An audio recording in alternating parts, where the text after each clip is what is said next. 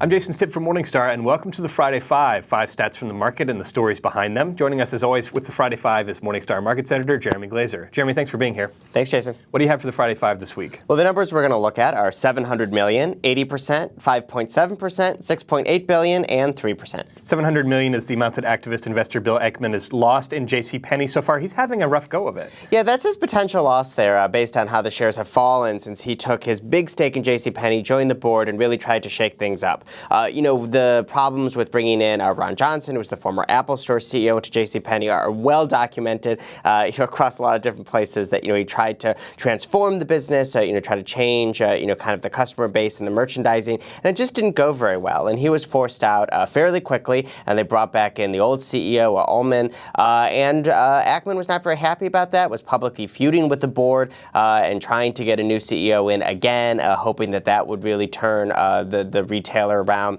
And the board disagreed, and in that public disagreement, he decided to step down. He's still, for now, holding on to those shares, but potentially sell those in the future. But I think, more broadly, this kind of shows how difficult it is to really make bets on activist investors. That for the individual who might be looking at these different stocks, hearing the news of, this hedge fund's doing this hedge fund's doing that, it's difficult to handicap, if those investors who may have a pretty good track record are going to be able to turn around businesses that maybe need to be shaken up a little bit and kind of unlock that value, to use that hedge fund term.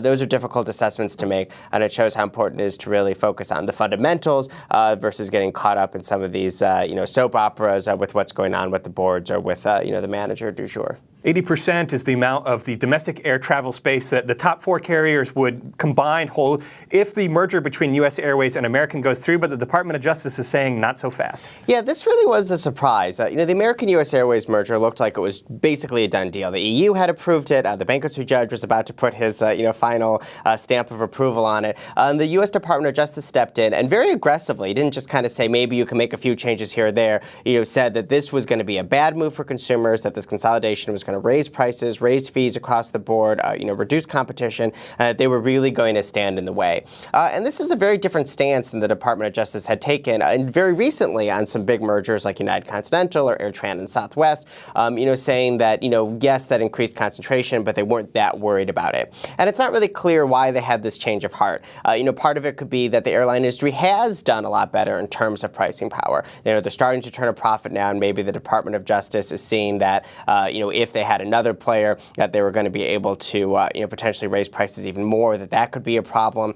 It could be that the concentration at Reagan Airport outside of D.C., which is one thing that they mentioned a few times in their complaint, was something that was just, kind of too big to solve, that just there's no amount of, kind of gates that could be or slots that could be divested that would, make that work. And obviously that's an airport that's near and dear to many federal regulators as they fly out of there quite a bit. That could potentially have been a problem there. What this means for US Airways, what it means for American Airlines, a little bit less clear.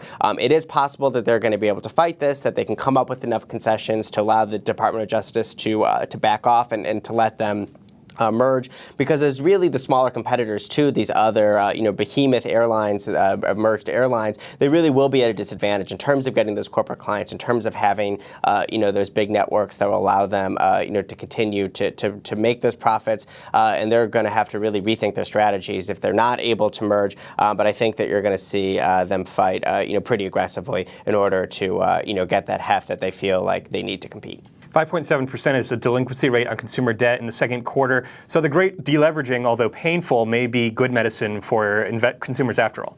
Yeah, this was another sign from the New York Fed this week that the consumer balance sheets really are getting stronger. Like you mentioned, delinquencies on loans, fell to the lowest levels, from before the height of the financial crisis in early 2008 at 5.7%. $78 billion of consumer debt was paid down. So that includes mortgages, credit cards, auto loans, things of that nature. And I think that this really is a sign that consumers are, if not totally retrenching, over the last couple of years, are taking this time, to really put money away, to save more, to make sure that they're not, taking out new loans that they don't really need necessarily, being more judicious with new credit. And I think that although, like you mentioned, this can be painful in terms of, slow consumer spending, slower consumer spending, in terms of, kind of short-term economic gains, I think it sets a good platform for longer-term gains that, when consumers consumers have a clean balance sheet. It gives them the ability to borrow for the things that they actually need and to borrow for, maybe that new home down the line, for a new car down the line. I think that's a good sign for the economy. Obviously, deleveraging is not just a consumer phenomenon. Government deleveraging is something that is happening and will happen as well and will continue to be a drag. But in the same way there, as that deleveraging happens, it should help, set a good stage for growth.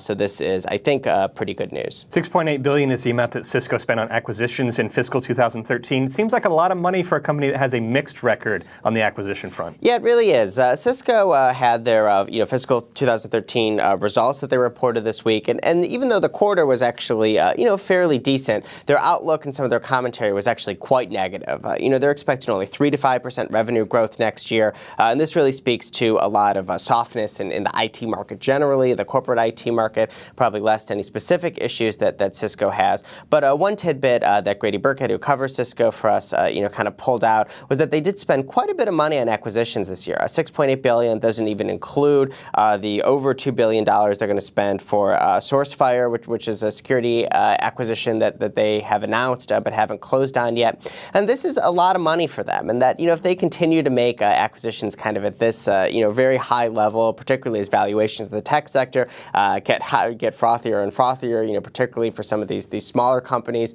that really could raise some concerns about capital allocation, which is something that had been a concern for some Cisco investors for some time and had been getting a lot better. I think that obviously there's no need to panic right now or to be concerned right now. They're still paying out, a pretty sizable dividend, a lot of free cash flows going there. They're still producing a lot of free cash flow. Their competitive advantages look intact, but that acquisition number definitely does kind of raise, if not a red flag, but certainly a point that the investors should keep a watch out to make sure that they really are being prudent and they really are doing a good job with that capital allocation. 3% rounded up is the market share for the BlackBerry handset. They're exploring their options in news this week. Can anyone, a private equity firm, turn this company around? It's going to be hard for BlackBerry to come anywhere close to the kind of dominance they had in the smartphone market before. The BlackBerry 10 product has been doing okay, but has not exactly, been, hitting the cover off the ball in terms of sales. They are now under 3% market share, compared to much larger for, Android has the lion's share across the world. iOS is kind of, in that premium spot, and then, BlackBerry's struggling. And I think that, even though the company is now putting itself up for sale, saying they're going to explore strategic options, that's not going to change that competitive positioning very much. Now, the real question is who's the buyer potentially going to be. Seems like a lot of industry players may not be that intrigued by BlackBerry at this point. I think that the Palm acquisition by HP is probably a bit of a cautionary tale that you could take a product that might be a good product, like Palm was, like BlackBerry 10 is a solid product, that there just isn't so much you can do. That just putting it as part of a bigger organization isn't going to all of a sudden make it popular. If that was the case, Windows Phone would be a lot more popular. Obviously, Microsoft is spending a lot of money on that platform. A private equity buyer might be more interesting. Potentially it would give them the ability to make it easier to take a shift from really being a handset maker to being more of a business services company. It's a shift that people have been advocating for BlackBerry for a while. Potentially, get them out of that hyper-competitive business and get them into one where they have some more competitive advantage. Get them one where they have, a lot of brand equity built up with corporate IT people. Private equity might be able to do that better than the public markets. But it's going to be a challenge for them no matter what happens. And I think for most individual investors, it's probably better, to look elsewhere than try to make some bets that there's going to be a buyer who's going to pay some huge premium to today's price. Friday 5 is always a good call for investors. Jeremy, thanks for joining me again. You're welcome, Jason. For Morningstar, I'm Jason Stipp. Thanks for watching.